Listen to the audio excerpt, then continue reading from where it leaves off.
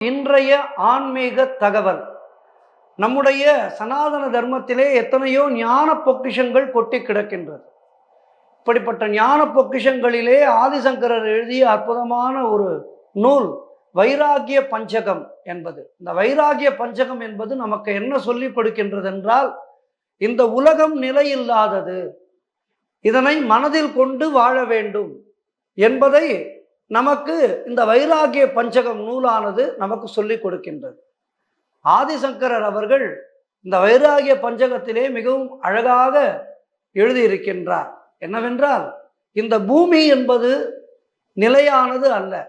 பூமி எப்படி சுற்றி கொண்டிருக்கின்றதோ பார்க்கின்றோம். பூமியானது சுற்றி கொண்டிருக்கின்றது. இப்போது கூட சமூக வலைதளங்களிலே பார்த்தோமானால் நிறைய வீடியோ வந்து கொண்டிருக்கின்றது. பூமி சுற்றுவதை மேலே இருந்து வீடியோ எடுத்து அனுப்பியிருக்கின்றார்கள். அப்படி பூமி என்பது சுற்றி கொண்டே இருக்கின்றது. அதுபோல் நம்முடைய மனித வாழ்க்கையானது ஆசை, பாசம், கோபம், காமம் என்று பலவிதமான இக துன்பங்களிலே சுற்றி கொண்டிருக்கின்றது. நம்முடைய இந்த பூமி வாழ்க்கையிலே ஆசை, பாசம், காமம், காதல் என்று இவற்றின் பின்னால் நாம் அலைந்து கொண்டிருக்கின்றோம். நாம் பரம்பொருளை மறந்து விடுகின்றோம். ஏக பரம்பொருளான அந்த இறைவன் பின்னால் நாம் செல்ல வேண்டும். சிவபெருமானுடைய பாதத்தை பற்றி கொள்ள வேண்டும், பெருமாளுடைய பாதத்தை பற்றி கொள்ள வேண்டும் என்பதை நாம் மறந்து விடுகின்றோம். இதுவையெல்லாம் நிலையில்லாதது என்று காட்டவே உலகம் உருண்டையாக சுழன்று கொண்டிருக்கின்றது என்று ஆதிசங்கரர் கூறுகின்றார். எதுவுமே சாஸ்வதம் இல்லை என்பதற்காகத்தான் அத்தனை கிரகங்களும் சூரியன் உட்பட சதா சுழன்று கொண்டே இருக்கின்றது. ஆசை, பாசம், நேசம், சொந்தம், பந்தம் எல்லாமே மாயை. இவை எல்லாமே நிலையற்றது. நிலையானது ஒன்று, அது இறை பரம்பொருள் மட்டுமே. இதனை நாம் ஆழ்மனதிலே எப்போதும் நினைத்து கொண்டே இருக்க வேண்டும். அப்படி நினைத்து கொண்டிருந்தால் நம்முடைய மனம் ஆனது இவற்றின் பின்னால் செல்லாது. நாம் இந்த வகையிலே மிகவும் ஜாக்கிரதையாக இருக்க வேண்டும்.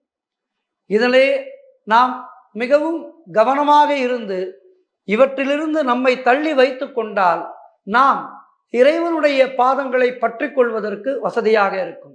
சரி, இதை விடுத்து நாம் என்ன செய்ய வேண்டும் என்றால், ஆசை, பாசம், காமம், குரோதம், கோபம் இவற்றின் பின்னால் மனதை அலைய விடாமல் பக்தி, யோகம், பூஜை, சத்சங்கம். சத்சங்கம் என்பது நல்லோர்களோடு சேருவது.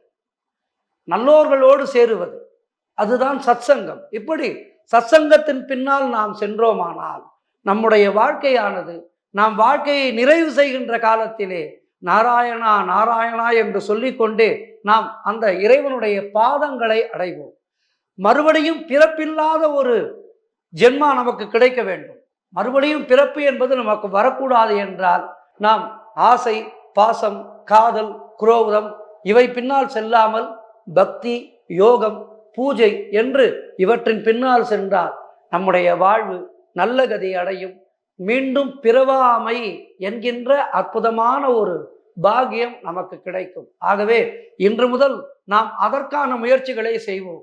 மாய உலகிலே இவற்றின் பின்னால் நாம் செல்லாமல் இறைவனுடைய நாமங்களை சொல்லிக்கொண்டு இறைவனோடு கலப்பது எப்படி என்பதை பற்றி சிந்தித்தால் இந்த வாழ்வை மிகவும் அருமையானதாக இருக்கும்.